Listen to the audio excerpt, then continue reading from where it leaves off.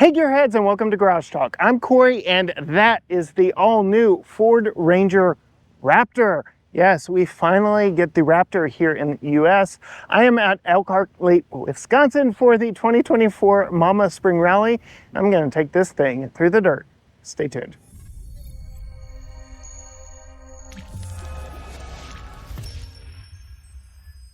Yes, gearheads, I am in Wisconsin. I ain't in Texas anymore, and of course, I found the pickup trucks to drive.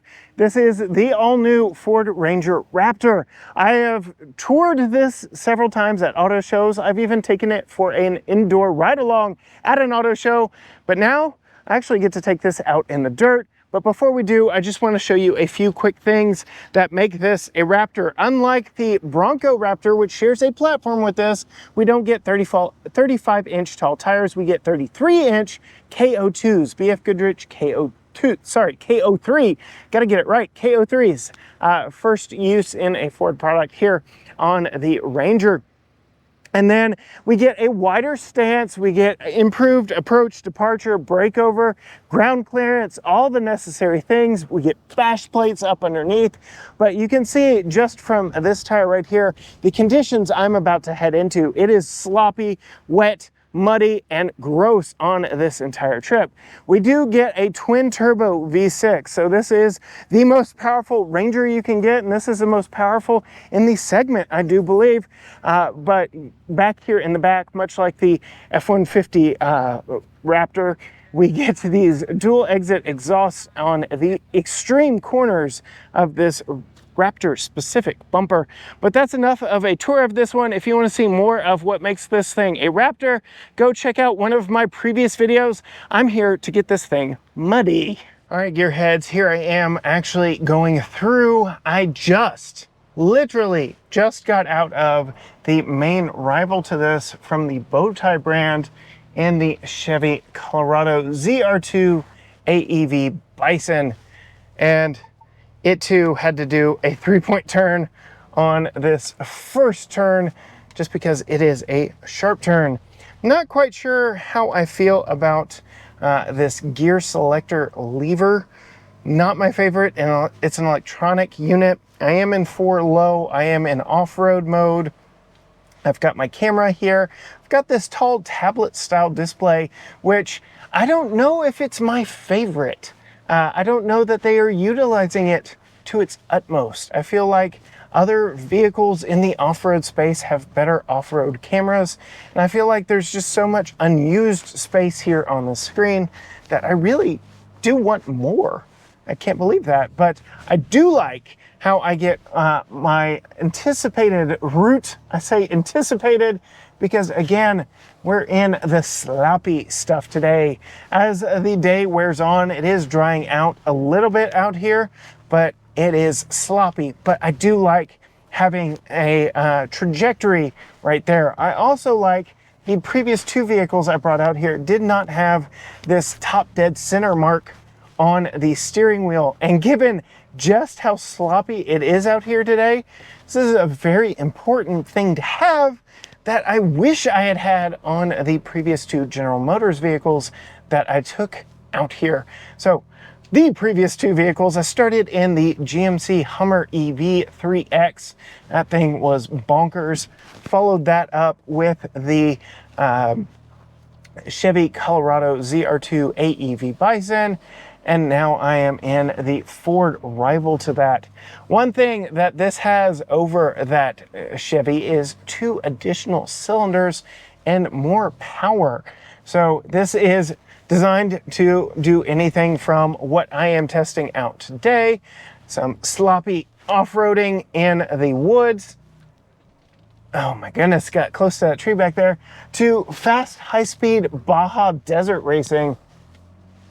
And everything in between, grocery getter, you know. And this thing so far is doing it quite well. Things I've really liked about this in previous times spent with it, I do think it's got the best backseat of the bunch. I really like these Recaro bucket seats up front, but unfortunately they're only heated. I live in East Texas where it gets hot, y'all, and I want ventilation. The ZR2 had ventilation. So that is a slight shortcoming of these non-perforated Recaro bucket seats. My goodness, come on, come on, come on. There we go. We do have 360 cameras in this, but you still have to watch all your angles. Again, especially being out here in the sloppy stuff, you never know when you're just gonna go sliding into a tree. And the fact that I was able to get down this course in that super wide 87-inch Hummer EV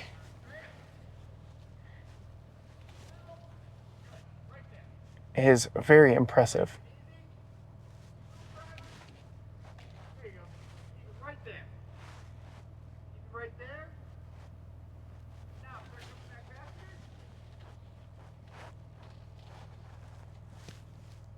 Right there. Right there. Right there. Perfect. Straighten Awesome. it back out. Thank you. Huge thanks to Jeep for providing the course workers out here to keep us on the straight and narrow. Woo! Touched a little on the underbelly there. We've got some hidden rocks on this one. That is the first time I've touched on an underbelly skid plate on the 3 vehicles that I've taken out so far. But good to know that there are protections in place for just such an occurrence. Like I said, this thing is built for Baja racing, rock crawling, mud wallowing, and everything in between. So when you build a Swiss Army knife like that, you're always making trade-offs, one thing versus another thing. And I do believe, with the Raptor name, so who's my mic, that first and foremost, Baja racing, high speed, fast acting, Fox shocks, all that fun stuff. That is first and foremost for the Raptor line. And that stuff, fortunately, does translate quite well in situations like this. But yeah, it is slick and sloppy today. My goodness. I do like, there's a little more underbody touching. I do like the compact form factor of a mid-size pickup truck. As much as I like full-size trucks, they've just gotten too daggone big here recently. And I really like a mid-size pickup truck. It fits my needs, my lifestyle right now. Having just Tucker in the family, just a 3-person family. We don't need a back seat that much. He fits very nicely in a back seat of almost any size. We've had a GR86. That was a little tough. But yeah, I think this would fit our family quite well. It fits in our garage. And then it can do stuff like this, some massive articulation. I've got horizon lock on my cameras, but just like every other vehicle I've taken out here, you barely need it because the vehicle is doing such a good job articulating over all of that. That is some awesome, impressive stuff. More slop, guys, more slop. Oh my goodness, I'm gonna roll up the window because we are about to really get sloppy through some mud and splashdown here in just a moment. Not this splashdown.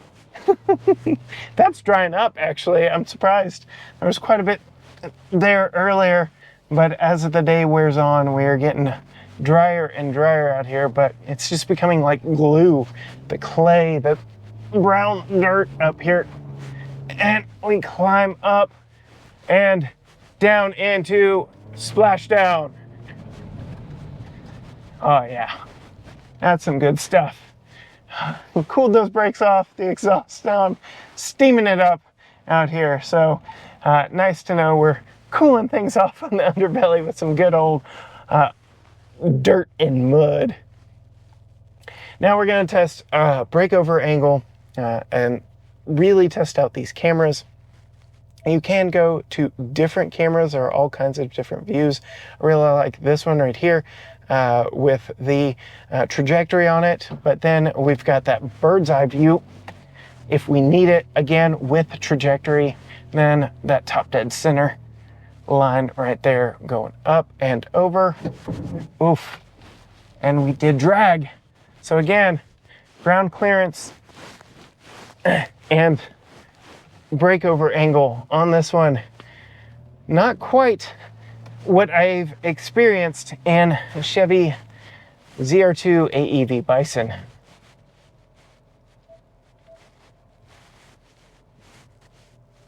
Getting a little bit of a pile up here, yo.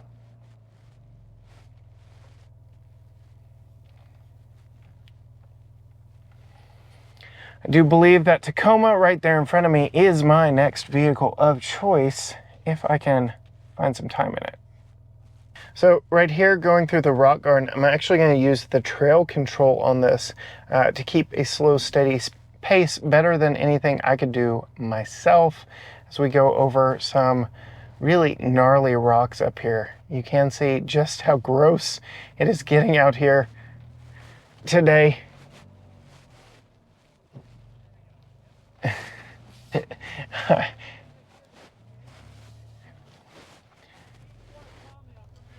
All right,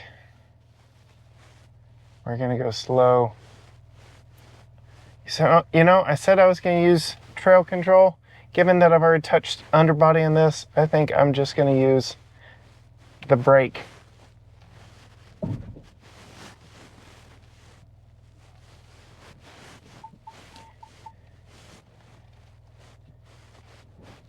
The throttle, the idle on this is really enough to keep us going through this just fine. And I'm modulating forward momentum almost exclusively with the brake pedal. There was one spot I had to tap the throttle just to get us moving again, climbing over a big rock, but very impressive what this was able to do given our issues previously. My goodness, it is sloppy, guys. It is sloppy. I am sideways on this hill.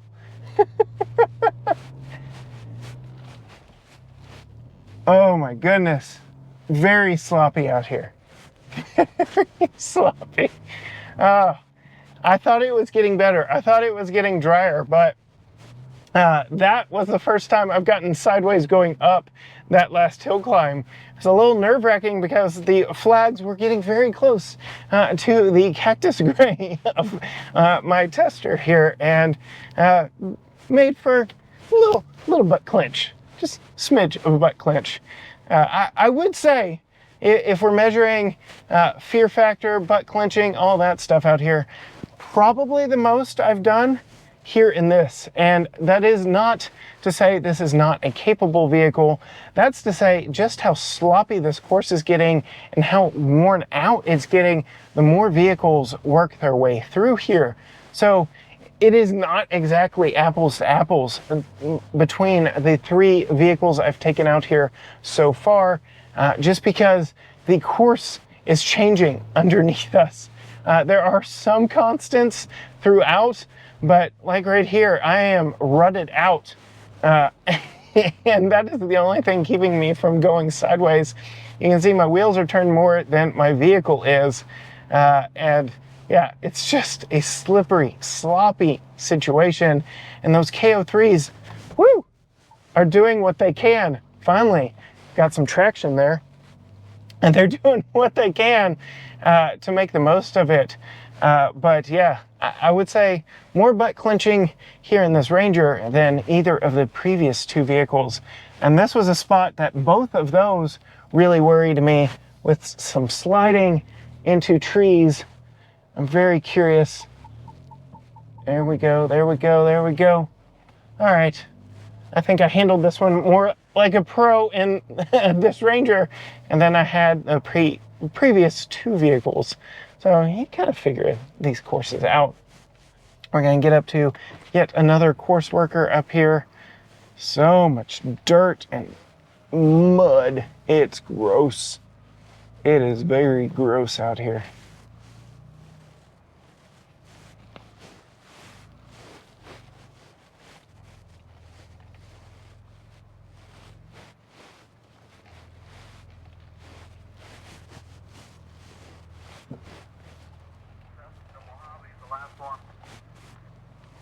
Climbing through, pivoting.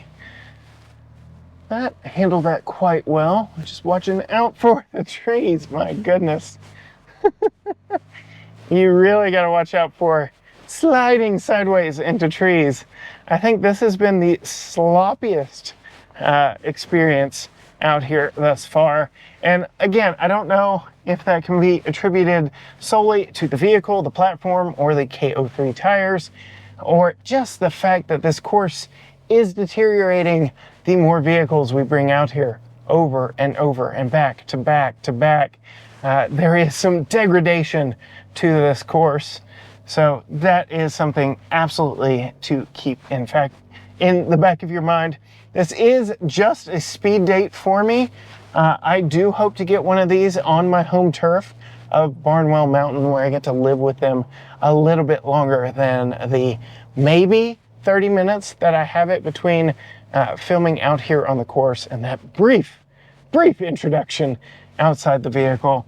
But yeah, I'm liking what I'm seeing in the midsize pickup truck segment. It is a very entertaining segment for me as we bring on more vehicles like this, like that ZR2 AEV Bison, and some of the other vehicles that we've got out here.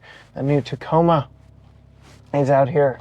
I do hope to sample that one very soon.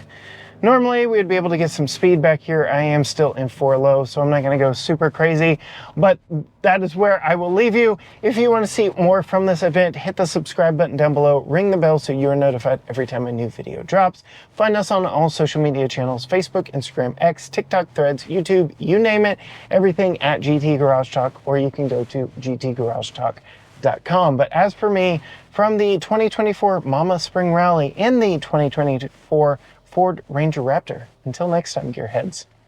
Bye.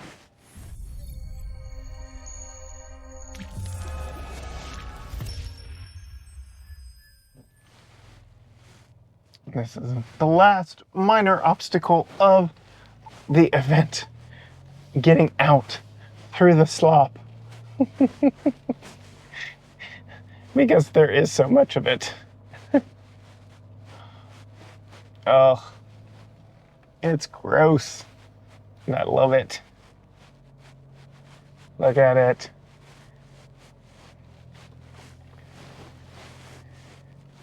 Love it, love it, love it, love it.